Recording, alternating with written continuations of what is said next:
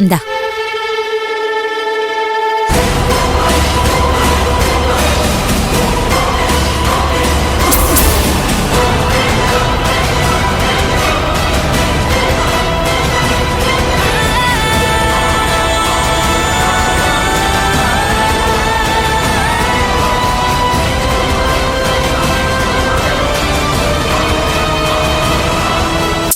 ഇല്ല, ഞാനിത് വിശ്വസിക്കത്തില്ല.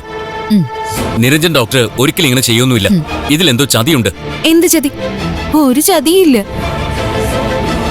ഈ വീഡിയോ ഫേക്കും അല്ല. കൂടെയുള്ള പെണ്ണിന്റെ പേര് ഡോക്ടർ മാലിനി, പഴയ കോളേജ് മേറ്റ്.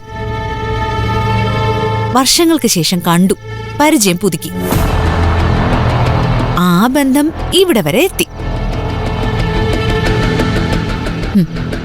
ഇപ്പൊ മനസ്സിലായല്ലോ കൂടെ കൊണ്ടു നടക്കുന്നവരാരും ശരിയല്ലെന്ന്. ഇന്ന് നിരഞ്ജൻ, നാളെ ദേവിക, ഇനി അടുത്ത ഊഴം ദേവികയുടേതാ. എന്തേ ഒന്നും മിണ്ടാത്തത്? സമയം കിട്ടുമ്പോഴൊക്കെ കൂട്ടുകാരനെ വാഴ്ത്തി പാടാറുണ്ടായിരുന്നല്ലോ. ഇങ്ങനെ ഒരുത്തനെയാ പുകഴ്ത്തിക്കൊണ്ടിരുന്നെന്ന് ഓർത്തില്ലല്ലേ?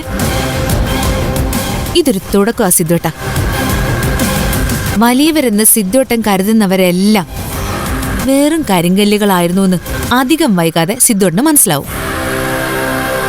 അപ്പൊ പിന്നെ എന്നെ പോലുള്ളവരുടെ വലിപ്പം സിദ്ധുവേട്ടന് തിരിച്ചറിയാനും പറ്റും. നിരഞ്ജൻ എന്തായാലും പെട്ടു.